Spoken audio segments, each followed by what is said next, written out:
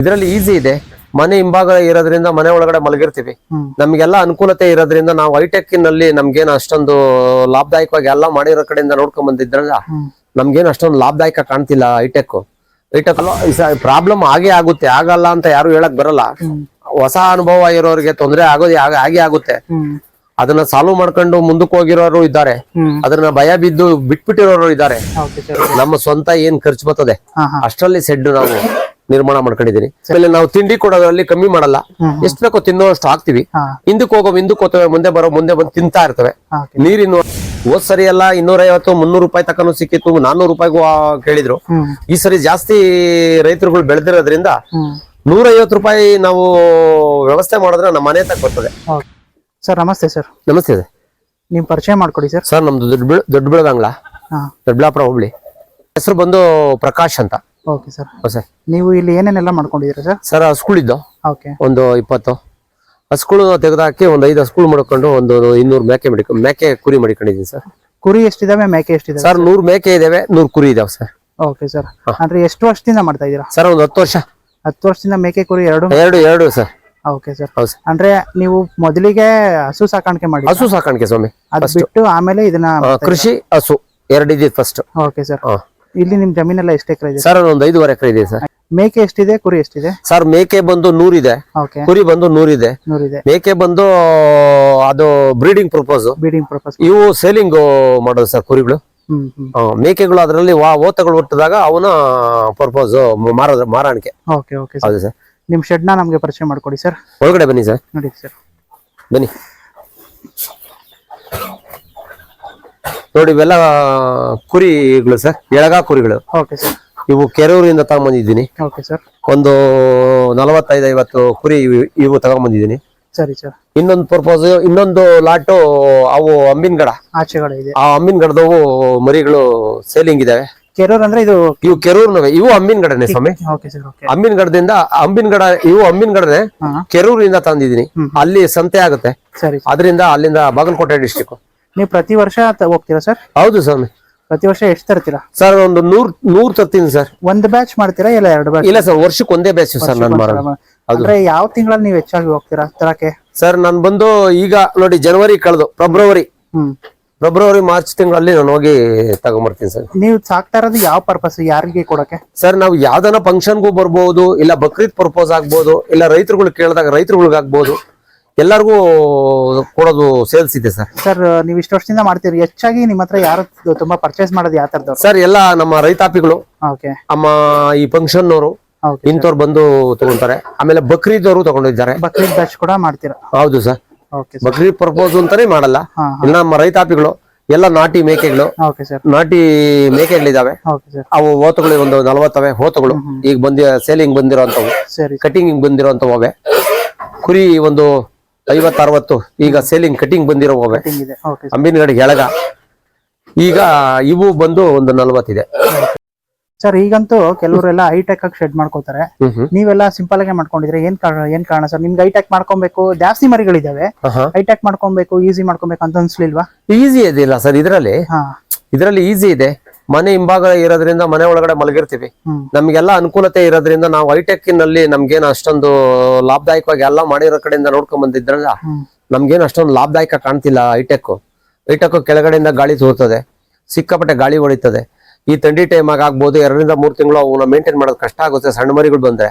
ಇದರಲ್ಲಿ ಯಾವುದೇ ಕಾರಣಕ್ಕೂ ಒಂದ್ ಕಡೆ ಮನೆ ಸಪೋರ್ಟ್ ಮಾಡ್ಕೊಂಡಿದ್ದೀನಿ, ಅಕ್ಕಪಕ್ಕದಲ್ಲಿ ನಾನು ಮನೆ ಸಪೋರ್ಟ್ ಮಾಡ್ಕೊಂಡಿರೋದ್ರಿಂದ ಅನುಕೂಲತೆ ನನಗೆ ಜಾಸ್ತಿ ಇರೋದ್ರಿಂದ ಇದನ್ನ ಮಾಡ್ಕೊಂಡಿದ್ದೀನಿ ಸ್ವಾಮಿ. ಸರ್ ಮತ್ತೆ ಈ ತಗಡು ಶೀಟ್ ಹಾಕಿದ್ರೆ ಅತಿ ಹೆಚ್ಚು ಕಾವು ಏನ್ ಬರೋದು ಮರಿಗಳಿಗೆ ತೊಂದರೆ? ಸುತ್ತಲೂ ಮೆಸ್ ಮಾಡಿದೀನಲ್ಲ ಸರ್, ಮೆಸ್ನ ಓಪನ್ ಮಾಡ್ಬಿಡ್ತೀನಿ. ಈ ಥಂಡಿ ಇರೋದ್ರಿಂದ ನಾನು ಮೆಸ್ ಕಟ್ಟಿದೀನಿ, ಓಪನ್ ಮಾಡಿಲ್ಲ. ಆಮೇಲೆ ಓಪನ್ ಮಾಡ್ಬಿಡ್ತೀನಿ. ಫುಲ್ ಎಲ್ಲಾ ಕಡೆ ಗಾಳಿ, ನಾವು 3 ಕಡೆಯಿಂದ ಗಾಳಿ ಕ್ಲೀನ್ ಆಗಿರುತ್ತೆ. ಮನೆ ಗೋಡೆ ಕಡೆ ಒಂದ್ ಕಡೆ ಬಿಟ್ರೆ ಇನ್ನೆಲ್ಲ ಕಡೆ ಗೋಡೆ ನೀಟಾಗಿ ಗಾಳಿ ಹೊಡಿತದೆ ಸರ್. ಸರ್ ಮತ್ತೆ ನೀವು ಶೆಡ್ ಎಲ್ಲ ಹೇಗ್ ಮಾಡ್ಕೊಂಡ್ರಿ? ನಾವು ಇಷ್ಟು ವರ್ಷದಿಂದ ಹೀಗೆ ಇದೆಯಾ ಅಥವಾ ಮುಂಚೆ ಏನಾದ್ರು? ಇಲ್ಲ ಸಿಂಪಲ್ ಆಗಿತ್ತು ಸ್ವಾಮಿ, ನಮ್ದು ಸಿಂಪಲ್ ಆಗಿತ್ತು. ಆಮೇಲೆ ಈಗ ಏನ್ ಮಾಡಿದೆ ಅಂತಂದ್ರೆ ನಾವೇನು ಹೆಚ್ಚಿನ ಬಂಡವಾಳ ಹಾಕಿ ಶೆಡ್ ಮಾಡ್ಕೊಂಡಿಲ್ಲ. ನಮ್ಮ ಸ್ವಂತ ಏನ್ ಖರ್ಚು ಬರ್ತದೆ ಅಷ್ಟರಲ್ಲಿ ಶೆಡ್ ನಾವು ನಿರ್ಮಾಣ ಮಾಡ್ಕೊಂಡಿದೀನಿ. ಆಮೇಲೆ ಎಲ್ಲಾರು ಈ ಪಟ್ಟಿ ಇದನ್ನ ಮ್ಯಾಟ್ ಹಾಕೋ ಒಂದು ಪರ್ಪಸ್ ನೋಡಿದ್ರು, ಅದರಿಂದ ನಾನು ಮ್ಯಾಟ್ ನ ಲೈಕ್ ಮಾಡಿದೆ. ಮುಂಚೆ ಈ ತರ ಉಡಾನೆ ಈ ತರ ಕೂಡ ಸರ್ ಎಲ್ಲ ಇದು ಪಟ್ಟಿ ನೋಡಿ, ಈ ಪಟ್ಟಿ ಮಾಡ್ಕೊಂಡಿದ್ದೆ ಫಸ್ಟ್. ನಂದು ಸ್ವಂತ ಇಲ್ಲೇ ಮರ ಇದ್ದು, ಆಮೇಲೆ ಸಿಲ್ವಾರ್ ಮರ ಇತ್ತು, ನೀಲಗಿರಿ ಮರ ಇತ್ತು, ಎರಡು ಕೂಸಿ ನಾನು ಪಟ್ಟಿ ಮಾಡ್ಕೊಂಡೆ ಹೊಡೆದಿದ್ದೆ. ಅದನ್ನ ಬೇಡ ಹೆಚ್ಚಿಗೆ ಇದು ಅಂತ ಹೇಳಿ ಗಲೀಜ್ ಆಗುತ್ತೆ, ಕಚ್ಕೊತದೆ ಅಂತ ಹೇಳಿ ನಾನು ಮ್ಯಾಟ್ಗೆ ಅಳವಡಿಕೆ ಮಾಡ್ಕೊಂಡು ಮ್ಯಾಟ್ ನಲ್ಲಿ ಮೇಯಿಸ್ತಾ ಇದ್ದೀನಿ ಈಗ. ಹಾಗಾದ್ರೆ ಈಗ ಈ ಮ್ಯಾಟ್ ಹಾಕಿ 3 ವರ್ಷ ಆಗಿದೆ ಸರ್? 3 ವರ್ಷ ಆಗಿದೆ ಸರ್. ಸೊ ಎರಡು ಕಡೆ ಈ ತರ ಎರಡು ಕಡೆ ಮ್ಯಾಟ್ ಇದೆ. Okay sir. ಮ್ಯಾಟ್ ಒಂದು 150-200 ಮ್ಯಾಟ್ ಅಲ್ಲಿಗೂ ಇಲ್ಲಿಗೂ ಸೇರಿಸಿ ಒಂದು 200 ಮ್ಯಾಟ್ ತಗೊಂಡ್ಬಂದಿದೆ. ಸೊ ಅಂದ್ರೆ ಇನ್ನೊಂದು ಶೆಡ್ ಇದೆಯಾ ನಿಮ್ದು? ಸರ್ ಸರ್ ಅಲ್ಲಿ ಮೇಕೆ ಅದು ಇದು ಮಾಡಕ್ಕೆ ಸರ್, ಬ್ರೀಡಿಂಗ್ ಪರ್ಪಸ್ ಗೆ ಅಲ್ಲಿ ಮಾಡಿದೀನಿ ಸರ್. ಇಲ್ಲಿ ನನ್ ಕೆಲವೊಂದು ಮೇಕೆ ಕಾಣಿಸ್ತಿದೆ, ಇಲ್ಲಿ ಬಿಟ್ಕೊಂಡಿದ್ದೀರಾ? ಅವು ಮನೆ ಗುಡ್ದವು, ಅದರಿಂದ ನಮ್ಗೆ ಇದಾಗಿದ್ದವು. ಇಲ್ಲಿ ಮೇಕೆ ಇಲ್ಲಿ ಬಿಟ್ಕೊಂಡಿದ್ದೀನಿ. ಅಂದ್ರೆ ಇದೆಲ್ಲ ವಾತಗಳ? ಎಲ್ಲ ವಾತಗಳು, ಎಲ್ಲ ಬೀಜ ಹೊಡೆದು ಕಸಿ ಆಗಿದೆ. ಇದು ಒಂದೇ ಒಂದು ಬ್ರೀಡಿಂಗ್ ಪರ್ಪಸ್ ಗೆ ಒಂದು ಮೇಕೆ ವಾತನ ಮಡಗಿದ್ದೀನಿ, ಮನೆ ಹುಟ್ಟಿದ್ದು. ಅಂದ್ರೆ ಇಲ್ಲಿರೋ ವಾತಗಳಷ್ಟು ನೀವೇ ಬ್ರೀಡಿಂಗ್ ಮಾಡ್ಕೊಂಡು? ಬ್ರೀಡಿಂಗ್ ಸರ್, ನಮ್ದು ಓನ್ ಬ್ರೀಡಿಂಗ್. ಹೌದು ಸರ್.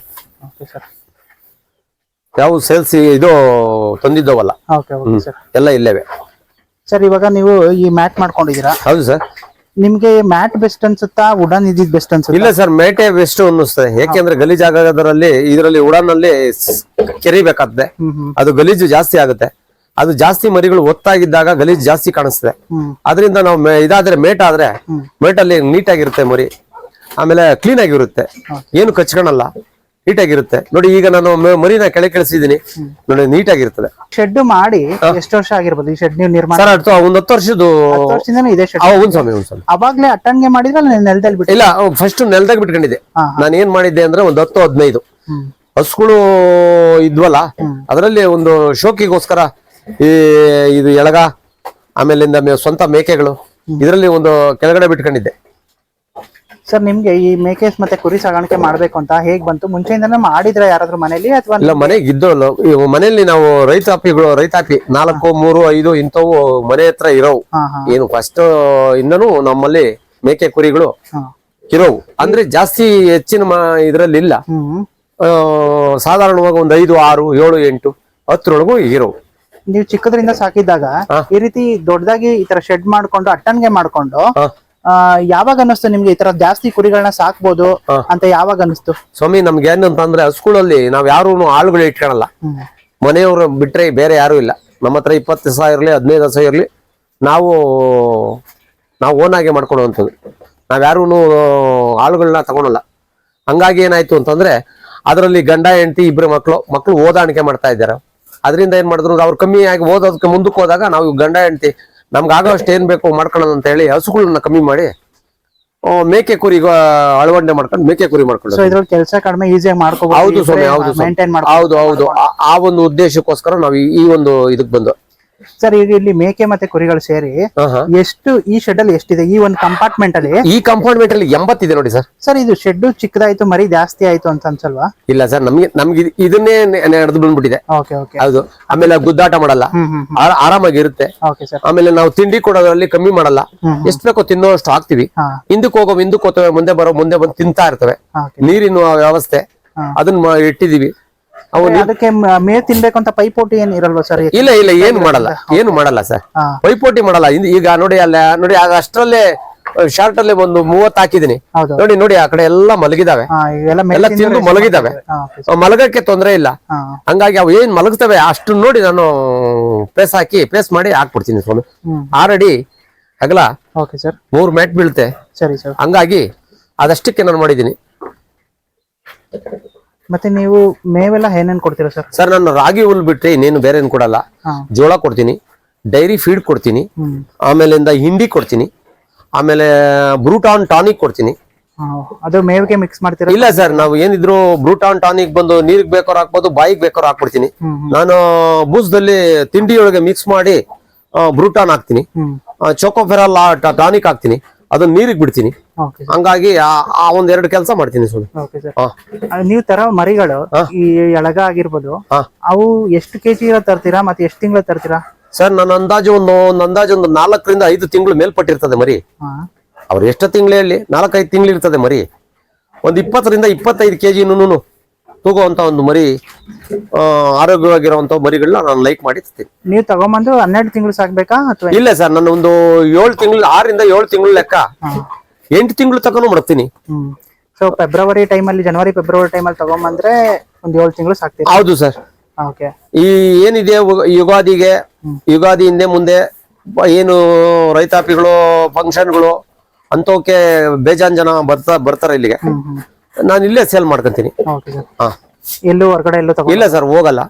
ಸಾಮಾನ್ಯಕ್ಕೆ ಎಲ್ಲ ಖಾಲಿಯಾಗಿ ಒಂದು 5, 6, 7, 8 ಉಳಿದಾಗ ನಾನು ಸಂತೆಗೆ ತಗೊಂಡೋಗಿ ಅಕ್ಕಿರಾಂಪುರ ಆಗ್ಬೋದು, ಚಾಚಂದ್ರ ಆಗ್ಬೋದು, ನೆಲಮಂಗ್ಲ ಆಗ್ಬೋದು, ಇಂಥ ಸಂತೆ ಒಳಗೆ ಸೇಲ್ ಮಾಡ್ಕೊಂತೀನಿ. Okay sir. ಅವಳಿಗೆ ನಾನು ಮೇಕೆಗಳಂತೂ ನಾನು ಯಾವ್ದು ಆಚೆಯಿಂದ ಪರ್ಚೇಸ್ ಮಾಡಿ ತರಲ್ಲ.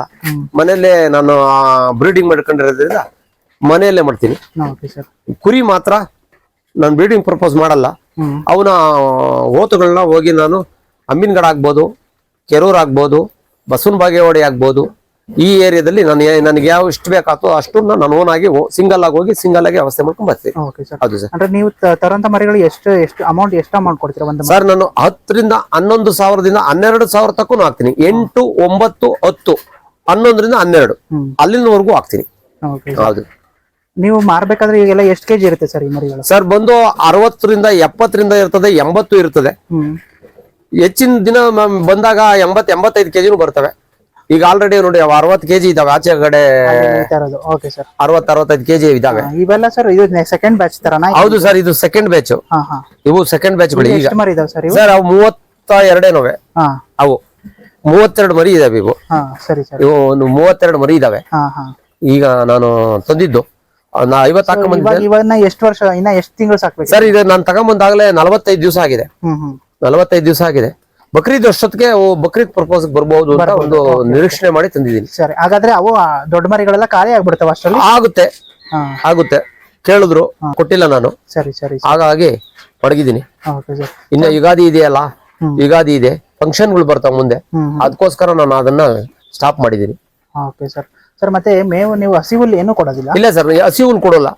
ರಾಗಿ ಹುಲ್ ಬಿಟ್ರೆ ನಾನು ಬೇರೆ ಏನು ಕುರಿಗಾಗ್ಲಿ ಮೇಕೆಗಾಗ್ಲಿ ಏನಕ್ಕೂ ಕೊಡಲ್ಲ ಸರ್. ರಾಗಿ ಹುಲ್ ಮಾತ್ರ. ಓನ್ಲಿ ರಾಗಿ ಹುಲ್ ಬಿಟ್ರೆ ನನಗೆ ಇರೋದೇ ಅದು, ನಾನು ಕೊಡ್ತಾ ಇರೋದು ಅದನ್ನ. ರಾಗಿ ಹುಲ್ಲಲ್ಲಿ ನೀವು ಕೊಟ್ಕೋತೀರಾ ಇಲ್ಲ ನೀವೇ ಬೆಳ್ಕೋತೀರಾ? ಇಲ್ಲ ಸರ್, ಎರಡೂ ಮಾಡ್ತೀನಿ. ನನ್ಗೊಂದು 5 ಎಕರೆ ಜಮೀನು ಇರೋದ್ರಿಂದ ಒಂದು 3-4 ಎಕರೆ ರಾಗಿ ಹುಲ್ ಬೆಳ್ಕಂತೀನಿ. ಉಳಿಕೆ ಆಚೆ ಕಡೆ ತತ್ತೀನಿ.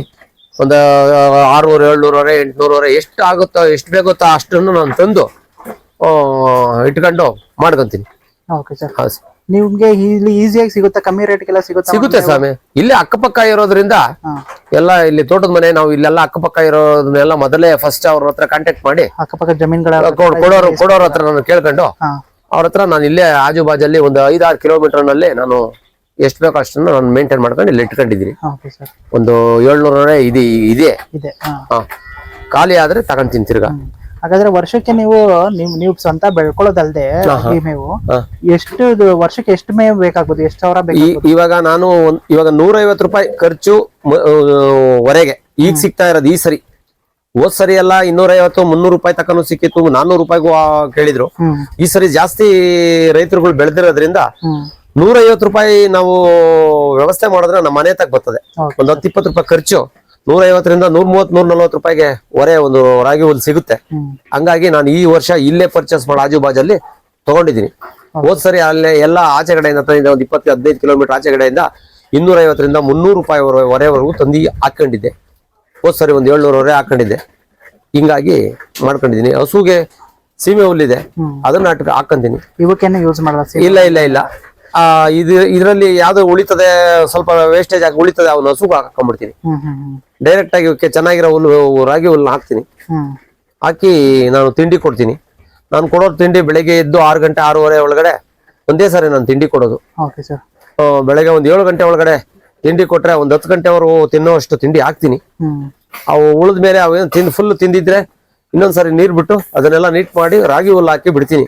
ತಿರ್ಗಾ 2-2:30ಯಿಂದ 3 ಗಂಟೆ ಒಳಗಡೆ ಬಂದು ಒಂದ್ಸಾರಿ ನೀರಿಗೆ ಬಿಟ್ಟು ಉಳಿಕೆ ಹುಲ್ಲು ಉಳಿದಿದ್ರೆ ತಿಂದಿದ್ರೆ ಹಾಕ್ತೀನಿ.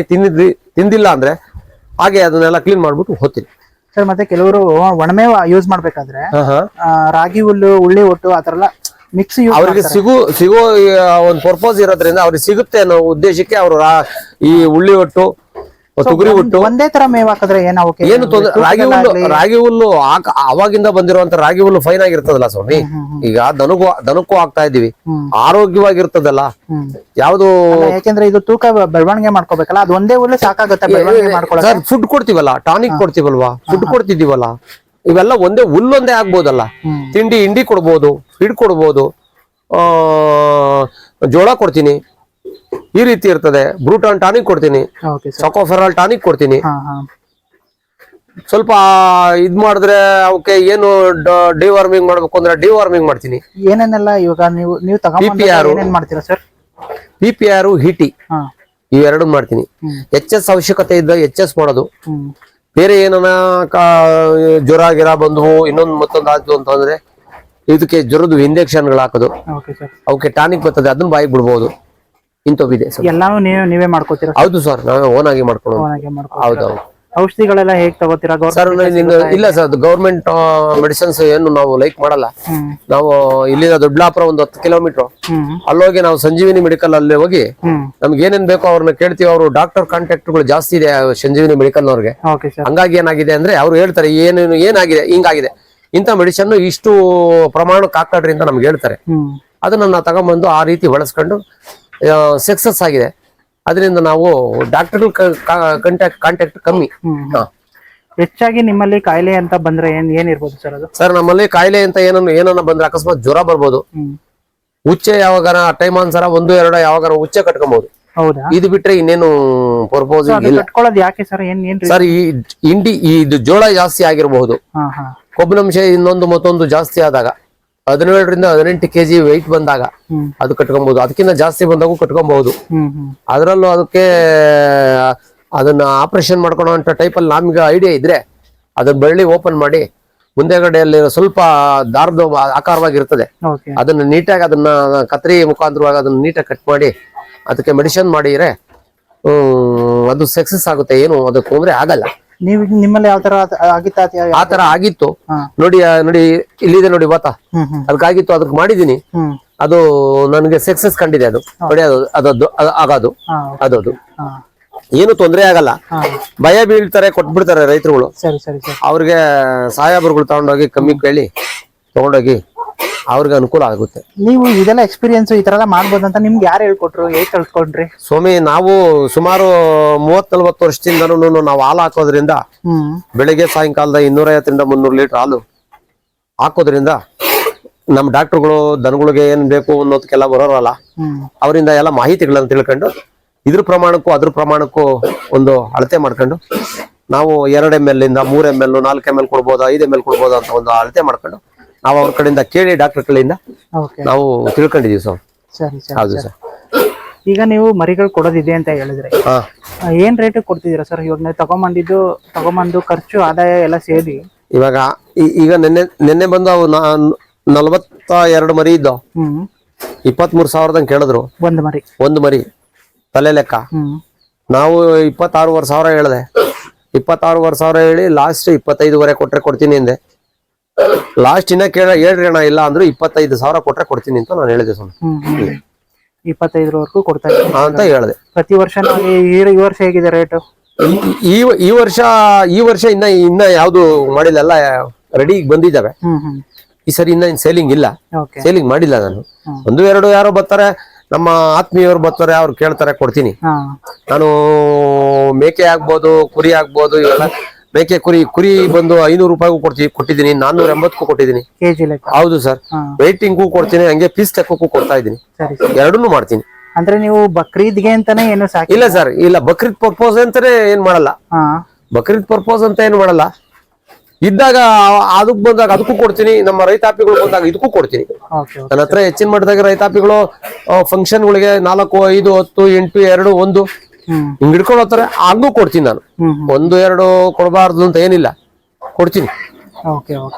ಅವ್ ಏನು ಅವ್ರು ಸೆಲೆಕ್ಷನ್ ಮಾಡ್ಕೊಂತಾರೆ, ವೇಟಿಂಗ್ ಲೆಕ್ಕ ನೋಡ್ಕೊಂಡು ಒಂದ್ ಅಂದಾಜ್ ಮಾಡಿ ಕೊಡ್ತೀನಿ. ಆತ್ಮೀಯವ್ರು ಬರ್ತಾರೆ, ಹೆಚ್ಚಾಗೆ ಆಜು ಬಾಜಿನವ್ರು ಬರ್ತಾರೆ, ಅದರಿಂದ ಕೊಡ್ತೀನಿ. ನನಗೆ ಏನಾಗಿದೆ ಅಂದ್ರೆ, ನಾನು ಮರಿಗಳು ಹೆಣ್ಣು ಮೇಕೆ ಇರೋದ್ರಿಂದ ಅವು ಇಲ್ಲೇ ನನ್ನ ಮನೆಗೆ ಹುಟ್ಟಿರೋದ್ರಿಂದ ನನಗೆ ಎಷ್ಟು ಕೊಟ್ಟರು ಲಾಭ ಇರೋ ಮಟ್ಟಕ್ಕೆ ಕಾಣಿಸ್ತದೆ. ಸ್ವಲ್ಪ ಹೆಚ್ಚು ಕಮ್ಮಿ ನೋಡಿದ್ರೆ ಅವ್ರಿಗೆ ಕೊಡ್ತೀನಿ. ಹೌದು ಸರ್. ಹಾಗಾದ್ರೆ ನೀವು ಇಷ್ಟು ವರ್ಷದಿಂದ ಮಾಡ್ತಿದ್ದೀರಾ, ಹೌದು ಸರ್. ಲಾಭ ಎಲ್ಲ ಕಾಣ್ತಿದ್ಯಾ ಸರ್? ನಷ್ಟ ಏನಾದ್ರೂ ನಷ್ಟ ಆಗಿದ್ಯಾ ಇಲ್ಲ ಅಥವಾ ಏನಾದ್ರು ತೊಂದರೆ ಆಗಿದೆ? ಯಾಕಂದ್ರೆ ಕೆಲವರು ಏನ್ ಹೇಳ್ತಾರೆ, ಬರೀ ಲಾಭ ಅಷ್ಟೇ ಹೇಳ್ತಾರೆ. ನಿಮ್ಮಲ್ಲಿ ಏನಾದ್ರು ಪ್ರಾಬ್ಲಮ್ಗಳಾಗಿ ಅದನ್ನ ಸಾಲ್ವ್ ಮಾಡ್ಕೊಂಡಿರೋದಿದ್ಯಾ? ಇಲ್ಲ, ಪ್ರಾಬ್ಲಮ್ ಆಗೇ ಆಗುತ್ತೆ, ಆಗಲ್ಲ ಅಂತ ಯಾರು ಹೇಳಕ್ ಬರಲ್ಲ. ಹೊಸ ಅನುಭವ ಇರೋರಿಗೆ ತೊಂದರೆ ಆಗೋದು ಹಾಗೆ ಆಗುತ್ತೆ. ಅದನ್ನ ಸಾಲ್ವ್ ಮಾಡ್ಕೊಂಡು ಮುಂದಕ್ಕೆ ಹೋಗಿರೋರು ಇದ್ದಾರೆ, ಅದನ್ನ ಭಯ ಬಿದ್ದು ಬಿಟ್ಬಿಟ್ಟಿರೋರು ಇದ್ದಾರೆ. ಅದ್ರಲ್ಲಿ ಏನಿರ್ತಾರೆ, ಆಳುಗಳ ಮೇಲೆ ಮೇಂಟೈನ್ ಮಾಡೋರು ಯಾವುದೇ ಕಾರಣದಲ್ಲಿ ಲಾಭ ಹೊಂದ್ಕೊಳಕ್ ಆಗಲ್ಲ. ಏನಾದ್ರೂ ಓನಾಗಿ ನಾವು ಓನಾಗಿ ಮಾಡ್ಕೊಂತೀವಿ ಅಂದ್ರೆ ಅದರಲ್ಲಿ ಲಾಭದಾಯಕವಾಗಿ ಇರ್ತದೆ. ನಮ್ಗೊಂದು ಮರಿಗೆ 5,000 ರೂಪಾಯಿ, ಒಂದು ವರ್ಷದಲ್ಲೇ 5,000 ರೂಪಾಯಿ ಸಿಕ್ಕಿದ್ರೆ 100 ಮರಿ ಸಿಗೋದು ಸಾಕು. 5 ಲಕ್ಷ ರೂಪಾಯಿ ಆಗುತ್ತೆ. ಒಂದು ತಿಂಗಳಿಗೆ ನಾವು 40-50 ಸಾವಿರ ರೂಪಾಯಿ ಸಂಪಾದನೆ ಮನೆಯಲ್ಲಿ ಆದಾಗ ನಮ್ಗೇನು ತೊಂದರೆ ಆಗಲ್ಲ ಅನ್ನೋ ಒಂದು ಉದ್ದೇಶ. ಸರ್, 200 ಮರಿಗಳನ್ನ ನೀವು ಹೇಗೆ ಮೇಂಟೈನ್ ಮಾಡ್ಕೋತೀರಾ ಸರ್ ಇಲ್ಲಿ? ಸರ್, ಬೆಳಿಗ್ಗೆ ನಾನು ಎದ್ದು ಒಂದು 6-6:30 ಒಳಗೆ ಎದ್ರೆ ಕಾಫಿ ಕುಡಿದು ಬೆಳಗ್ಗೆ ಬಂದು ನೀನೆಲ್ಲ ನೀಟ್ ಮಾಡಿ ನೀರುಗಳೆಲ್ಲ ಬಿಟ್ಟು ತಿಂಡಿ ಹಾಕಿ ಒಂದ್ 7:30 8 ಗಂಟೆ ಅಷ್ಟೊತ್ತಿಗೆಲ್ಲ ಮುಗಿಸ್ತೀನಿ. ಆಮೇಲೆ ಹೋಗಿ ಅವು ತಿನ್ನೋವರೆಗೂ ಹೋಗಿ ಊಟ ಗೀಟ ಎಲ್ಲ ಮಾಡ್ಕೊಂಡು 11 ಗಂಟೆಗೆ ಬಂದು ರಾಗಿ ಹುಲ್ಲು ಏನ್ ಬೇಕೋ ಅದನ್ನೆಲ್ಲ ಒಣಗಿಸಿ ಇಟ್ಟಿರ್ತೀನಿ, ಎಲ್ಲ ನೀಟಾಗಿ ಹಾಕ್ತೀನಿ. ಇನ್ನೊಂದ್ಸರಿ ನೀರ್ ಕುಡ್ದಿದ್ರ ಹೊಸ ನೀರ್ ಬಿಡ್ತೀನಿ. ಹೊಸ ನೀರ್ ಬಿಟ್ಬಿಟ್ಟು 2 ಗಂಟೆವರೆಗೂ ಆರಾಮಾಗಿ ಇರ್ತೀನಿ ಸರ್. ಸರ್, ಇದು ಮ್ಯಾಟ್ ಇದ್ರೂ ಪ್ರತಿದಿನ ಕ್ಲೀನ್ ಮಾಡ್ಬೇಕಾಗುತ್ತೆ? ಇಲ್ಲ ಸರ್, ಇಲ್ಲ ನೋಡಿ, ಈಗ ಇಲ್ಲೇ ಪಕ್ಕದಲ್ಲಿ ಇದೆ ನೋಡಿ, ಇದೇನು ನಾನು ಗುಡ್ಸಿಲ್ಲ, ನೀಟಾಗಿದೆ ನೋಡಿ. ಹೌದು ಸರ್, ನೀಟಾಗಿದೆ. ಅದ್ರಾಗ ಏನ್ ಗುಡ್ಸೋ ಅಂತ ಒಂದು ಪರ್ಪಸ್ ಏನ್ ಬರಲ್ಲ. ಪ್ರತಿದಿನ ಏನ್ ಗುಡ್ಸ್ಬೇಕಾಗಿ? ಇಲ್ಲ ಸರ್, ಇಲ್ಲ, ಗುಡ್ಸಂಗೆ ಇಲ್ವಲ್ಲ. ನೀಟಾಗಿ ಎಲ್ಲ ಹೊರಟಾಗಿರ್ತದೆ, ನೀಟಾಗಿರ್ತದೆ, ಅದ್ರಾಗೇನ್ ತೊಂದರೆ ಇರಲ್ಲ. ಸರಿ ಸರ್. ಹಾಗಾದ್ರೆ ನೀವು ಕುರಿ ಸಾಕಾಣಿಕೆಯಲ್ಲಿ ಈ ತರ ಬಕ್ರೀದ್ ಬ್ಯಾಚು ಅಥವಾ ಈ ಅಮೀನ್ಗಡ್ಡು ಸಾಕೋದ್ರಿಂದ ಲಾಭ ಇದೆ ಅಂತ ಹೇಳ್ತೀರಾ? ಇದೆ ಸರ್. ಓನಾಗಿ ಮಾಡ್ಕೊಬೇಕು. ಅದೇ ಬಿಟ್ಟು ಆಳುಗಳು ಇನ್ನೊಬ್ರ ಮೇಲೆ ಡಿಪೆಂಡ್ ಆದ್ರೆ ಯಾವ್ದೇ ಕಾರಣಕ್ಕೂ ಲಾಭ ಇರೋದ್ರಲ್ಲಿ ಅವ್ರಿಗೆ ಹೋಗ್ತದೆ. ನಮ್ಗೆ ಬಂಡವಾಳ ಹಾಕಿರೋದ್ರ ಮೇಲೆ ಈಗ 10 ಲಕ್ಷ ಒಂದ್ ಸೆಡ್ ಮಾಡ್ಬೇಕು, 50 ಮರಿಗೆ ಸೆಡ್ ಮಾಡ್ಬೇಕು ಅಂತಂದ್ರೆ 10 ಲಕ್ಷ ರೂಪಾಯಿ ಬಂಡವಾಳ ಎಲ್ಲ ಬೇಕು, ಮರಿಗೆ, ತಿಂಡಿಗೆ, ಶೆಡ್ಗೆ ಅಂತ. ಅವ್ರಷ್ಟು ಮಾಡ್ಕೊಂಡು 10 ಲಕ್ಷ ತಿರ್ಗಾ ಅವ್ರು ರಿಕವರಿ ಮಾಡ್ಕೊಳಕ್ಕೆ ಅವರಲ್ಲಿ ಏನಾರ ಏರುಪೇರುಗಳಾದ್ರೆ ಅಷ್ಟಕ್ಕೆ ಭಯ ಬೀಳ್ತಾರೆ. ಹಾಗಾಗಿ ಲಾಸು ಲಾಭ ಎರಡೂ ಇದರಲ್ಲಿ ನಾವೇ ನೋಡ್ಕೊಬೇಕು, ಕಂಡಿರಬೇಕಾಗುತ್ತೆ. ಮತ್ತೆ ನಿಮ್ಮಲ್ಲಿ ಮರಿ ಸಾಯೋ ಚಾನ್ಸಸ್ ಆತರ ಏನಾದ್ರು? ಸರ್, 1-2 ಅಕಸ್ಮಾತ್ ಹೋಗುತ್ತೆ. ಅದರಲ್ಲಿ ನಾವು ನೋಡ್ಕೊಂಡಿದ್ದಾಗೂ ನಮ್ ಜವಾಬ್ದಾರಿ ಇದ್ದಾಗೂ ಒಂದೊಂದ್ಸಲಿ ಟೈಮ್ ಅನ್ಸರ ಏನು ಮಾಡಕ್ ಬರಲ್ಲ. ಅವು ಏನ್ ಬರ್ತವೆ ಅಂದ್ರೆ ತಂದಿದ್ದು 1 ತಿಂಗಳಿಂದ ಮುಂದೆ ಅಂತವೇನೋ ಆಗ್ಬಹುದು. ನಮ್ಮಲ್ಲಿ ಇಲ್ಲೆಲ್ಲ ಹೊಂದ್ಕೊಂಡ ಮೇಲೆ ಯಾವುದೇ ಕಾರಣಕ್ಕೂ ಆ ರೀತಿ ಏನು ಆಗಲ್ಲ. ಆ ಹೊಂದಿಸ್ಕೊಳ್ಳುವಂತ ರೀತಿ ನೀತಿಗಳು, ಏನ್ ಅವು ಕಲ್ಲಿಂದ ಬಂದವಕ್ಕೆ ಏನು ಸ್ಟ್ರೆಸ್ ಆಗಿರ್ತವೆ, ಏನ್ ಮಾಡ್ಬೇಕು, ಅವಕ್ಕೆ ಬಿಸಿ ನೀರು ಆಗ್ಬೋದು, ಬೆಲ್ಲದ್ದಾಗ್ಬೋದು, ಗ್ಲುಕೋಸ್ ಪೌಡರ್ ಆಗ್ಬೋದು, ಇಂಥವನ್ನೆಲ್ಲ ಇಟ್ಕೊಂಡು ಒಂದು 4-5 ದಿವಸ ಅವನ್ನ ಕರೆಕ್ಟಾಗಿ ಮೇಂಟೈನ್ ಮಾಡಿ ಅವನ್ನೆಲ್ಲ ನೀಟಾಗಿ ಮಾಡ್ಕೊಬೇಕು. ಆಮೇಲೆ ಇನ್ಸ್ಪೆಕ್ಷನ್ ಆಗುತ್ತೆ, ಅದನ್ನ ನಿಗಾ ಮಾಡಿ ನೋಡಿ ಇರ್ಬೇಕು. ಇನ್ಸ್ಪೆಕ್ಷನ್ ಆಗೋ ರೀತಿ ಮಾಡ್ಕೊಂಡ್ರೆ ಅನುಕೂಲ ಆಗುತ್ತೆ. ಮತ್ತೆ ಇವಾಗ ನೀವು ಕೈ ತಿಂಡಿ ಎಲ್ಲ ನಮ್ಗೆ ಸ್ವಲ್ಪ ತೋರಿಸ್ಕೊಡಿ ಸರ್, ಯಾವ ತರ ಕೈ ತಿಂಡಿ ಹಾಕ್ತೀರಾ ಏನು ಅಂತ. ನೋಡಿ, ಇದು ಹಿಂಡಿ ಇದೆ, ಇದು ಡೈರಿ ಫೀಡ್, ಇದು ಫೀಡ್ ಇದೆ, ಇದು ಎಲ್ಲ ಜೋಳ ಸರ್, ಇದು ಜೋಳದ ಮೂಟೆ. ಸರಿ ಸರ್. ಸರ್, ಇದು ಎಲ್ರು ಕೋಳಿಗೆ ಮತ್ತೆ ಮೇಕೆಗೆ ಅಂತ ಕುರಿಗೆ ಅಂತಾನೆ ಸಪರೇಟ್ ಆಗಿ ಫೀಡ್ಸ್ ಬರುತ್ತೆ. ಹೌದು ಸರ್. ಮೇಕೆ ಕುರಿಗೆ ಹಾಕೋ ಫೀಡ್ ಯೂಸ್ ಮಾಡ್ತಾರಾ? ಡೈರಿ ಫೀಡ್ ಯೂಸ್ ಮಾಡ್ತಾ ಇದೀರಾ? ನಾವು ಡೈರಿ ಫೀಡ್ ಯೂಸ್ ಮಾಡ್ತಾ ಇದೀವಿ. ಇದರಿಂದ ಒಳ್ಳೆ ನಮ್ಗೆ ಇದು ಕಾಣಿಸ್ತಾ ಇತ್ತು, ಲಾಭದಾಯಕ ಕಾಣಿಸ್ತಾ ಇರೋದ್ರಿಂದ ನಮ್ಮ ನಮ್ಮ ಡೈರಿ ಒಳಗೆ ಸಿಗೋದ್ರಿಂದ ನಾವು ಹಾಲು ಹಾಕ್ತಿದೀವಿ ಒಂದ್ 40-50 ಲೀಟರ್. ಅಲ್ಲಿಂದ ನಮ್ಗೆ ಅದೇ ಸಿಗೋದ್ರಿಂದ ನಾವು ಇದನ್ನೇ ಕಂಟಿನ್ಯೂ ಮಾಡಿದೀವಿ ಸರ್. ಸೊ ಇದು ಹಸುಗಾದ್ರೆ ಇವಾಗ ಹಾಲೆಲ್ಲ ಹೆಚ್ಚಿಗೆ ಬರ್ಲಿ ಅಂತ ಆತರ ಫೀಡ್ ನ ರೆಡಿ ಮಾಡಿರ್ತೀವಿ. ಹೌದು. ಈ ಮೇಕೆಗೆ ಯೂಸ್ ಹಾಕೋದ್ರಿಂದ ಅದು ಯೂಸ್ ಆಗುತ್ತಾ? ಮಾಂಸ ಏನ್ ತೊಂದರೆ ಇಲ್ಲ ಸ್ವಾಮಿ. ಈಗ ನಿಮ್ ಮುಂದೆನೆ ಕಾಣ್ತಾ ಇದೆಯಲ್ಲ, ನಾನು ಒಳ್ಳೆ ವೆಯ್ಟ್ ಬರ್ತದೆ, ಅವು ತಿಂತವೆ. ಹೆಚ್ಚಿನ ಮಾಡಿದಾಗ ಏನು ಹಾಕೋದಲ್ಲ, ಆಯ್ವಾಗ ಹಾಕ್ಬೋದು. ಹಂಗಾಗಿ ಅವು ತಿಂತವೆ ಚೆನ್ನಾಗಿ. ಅದ್ರಲ್ಲೂ ಅದಕ್ಕೆ ಹೊಂದ್ಕೊಂಡು ಅವನ್ನ ಇಷ್ಟ ಬೀಳ್ತವೆ. ಸರಿ ಸರ್. ಇದು ಎಷ್ಟಾಗುತ್ತೆ ಸರ್ ಒಂದು ಚೀಲ? ಎಷ್ಟು ಕೆಜಿ? ಒಂದು ಚೀಲ ಬಂದು 50 kg, 1250 ರೂಪಾಯಿ 50 kg ಚೀಲ. ನಿಮ್ಗೆ ಹಾಗಾದ್ರೆ 200 ಕುರಿ ಮೇಕೆಗೆ ಎಷ್ಟು ಚೀಲ ಬೇಕಾಗ್ಬೋದು? ನಾನು ಒಂದಿನಕ್ಕೆ ಎಷ್ಟು ಖರ್ಚು ಸರ್? 1 ಮೂಟೆ ಹಾಕ್ತೀನಿ ಸರ್. ಒಂದಿನಕ್ಕೆ 1 ಮೂಟೆ ಹಾಕ್ತೀನಿ. Okay sir. ಒಂದು ತಿಂಗಳಲ್ಲಿ 30 ಮೂಟೆ ಫೀಡ್ ಹಾಕ್ತೀನಿ. ಜೋಳ ಒಂದು ಅಂದಾಜ್ ಮೇಲೆ ಹಾಕ್ತೀನಿ ಅಷ್ಟೇ, ಅದನ್ನೆಲ್ಲ ತೂಕ ಹಾಕಿಗಲ್ಲ. ಹಿಂಡಿನೂ ಅಷ್ಟೇ, ಹಿಂಡಿ ತಿನ್ನೋದು ಎಷ್ಟು ತಿಂತಾವೋ ಅಷ್ಟು. ಹೌದು ಸರ್, ನಾನು ಅಷ್ಟು ಹಾಕ್ತೀನಿ. ಇಲ್ಲ, ನಾನು ಅಳತೆ ಹಾಕಲ್ಲ. ಎಷ್ಟು ಬೇಕೋ ಒಂದೇ ಟೈಮ್ ಹಾಕೋದು, ಬೆಳಗಿಂದ ಸಾಯಂಕಾಲದವರೆಗೂ. ಸಾಯಂಕಾಲ ಹಾಕಲ್ಲ ನಾನು.